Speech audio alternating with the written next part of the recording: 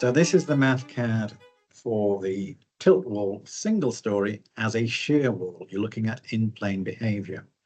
So we've got our standard parameters as we had before, the wall thickness, height, so on, size of the foundation, some properties for the concrete and the rebar. Let's scroll down through that. You've seen this before.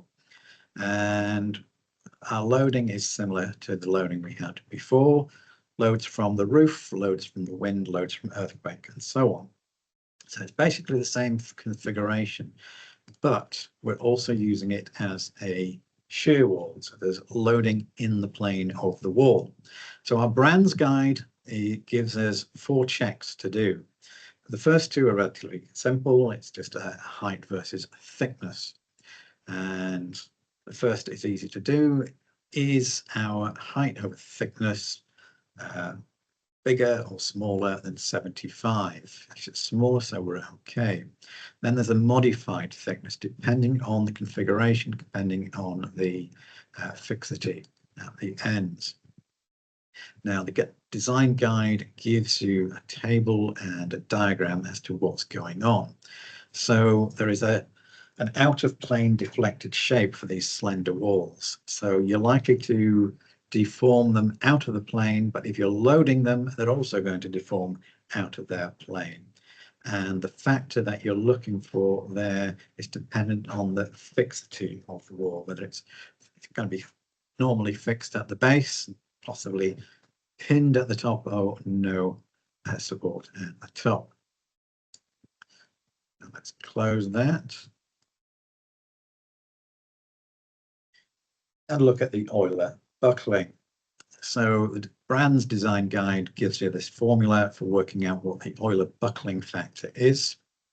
And we compare that with a modified height to width ratio. And if we're within that, so our slenderness is less than 98. So we're okay by that Brand's equation 1. Now let's look at the lateral torsional buckling. And there's yet another formula taken from the Brand's guide. So we've worked out what the design moment is at the base of the wall due to the out of plane loading. And then our lambda is worked out as the minimum of these 2 equations. And we compare it to a modified slenderness ratio. So here is a diagram of that out of plane buckling behavior that happens due to in-plane loading.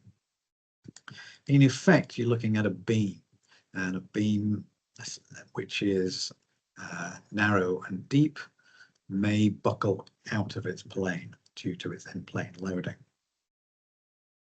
Let's move on to the connections and the foundation design. So there are 2 approaches to it, depending on where you are in New Zealand. Different areas prefer different methods. First method is the drossback, dowel bars and a drossback duct. And the guide gives you some development lengths or guidance on the development lengths you need and the maximum splice bar bend spacing you can have. And then we'll look at the alternative, which is side bars in effect. So you have horizontal start bars coming out of the wall panel. Now these can be cast in and bent out on site, or they can be inserted into cast-in sockets. We first do a shear capacity check. Now we've worked out what the shear force is on the panel from separate calculations. So we've considered the whole building and the loading from lateral loading down to the base of our shear wall. We've said it's 18.3. Now 18.3 at the top of the wall gives an in-plane moment of 118 kilonewton meters on that panel. And we've got a nominal concrete shear stress of 0.93 from our New Zealand concrete code.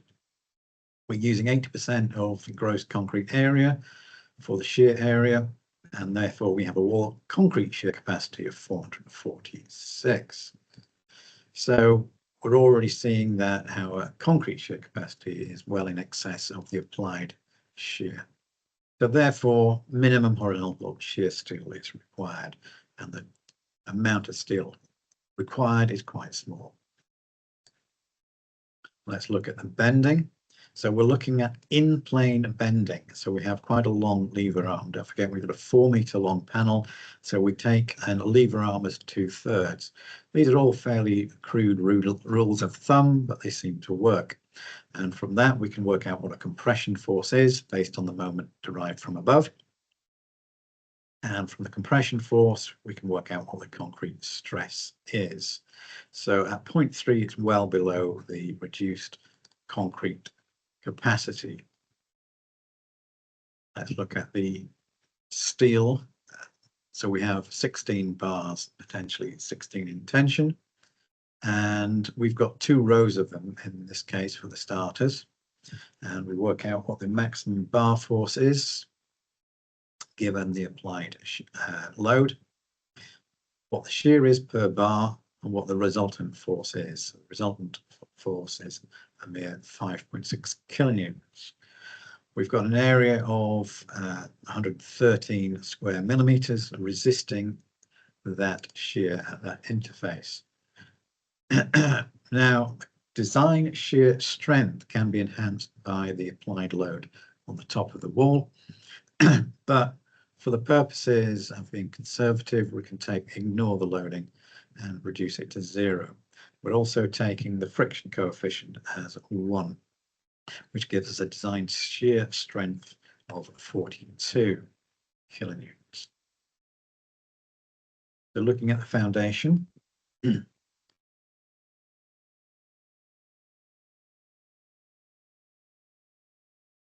so we work out what the vertical shear forces are in the foundation. Look at our effective depth of the foundation. Remember, this is a 300 deep footing. And look at what the foundation shear area is. So we're taking the shear over the full width of the panel. And the shear force in the foundation works out 29.7 kilonewtons. The maximum shear stress we can have is 6 MPa, but our concrete shear stress works out as 0.55. That's from the New Zealand code again. So the shear resisted by the concrete is 623, simply because it's such a large area. And our concrete shear capacity, given a factor of reduction factor, is 201. So in this case, shear reinforcement is not required, but if it were required, you can work it out as to what areas is required and what spacing is required for your shear links. Final check on the bearing. So we've got a triangular stress distribution with the compression zone worked out as half the panel length. So the maximum bearing stress under the footing is given by this equation here and works out as 24.78 kPa, which is significantly less than our design bearing capacity of the soil.